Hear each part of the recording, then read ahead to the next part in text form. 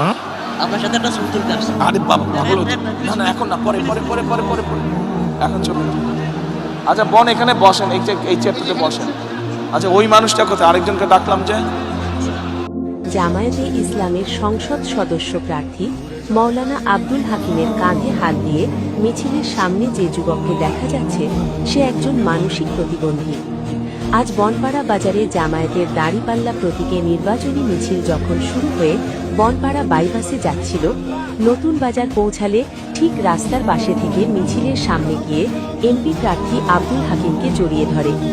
সেখান থেকে অন্য নেতাকর্মীরা তাকে একদিকে যেতে বললেও আব্দুল হাকিম তার কাছে রাখেন। পরে মিছিলের সামনে থেকে পতাকা হাতে নিয়ে মিছিল করতে দেখা যায়, আবার আব্দুল হাকিমের কাঁধের ওপরে হাত রাখতে দেখা যায়। বিষয়টা সাধারণ মানুষের মধ্যে ব্যাপক উৎসাহিত হয়েছে। পরে খোঁজ নিয়ে জানা যায় ওই মানসিক প্রতিবন্ধীর নাম শাকিল, সে গুরুমসহ এলাকার বাসিন্দা।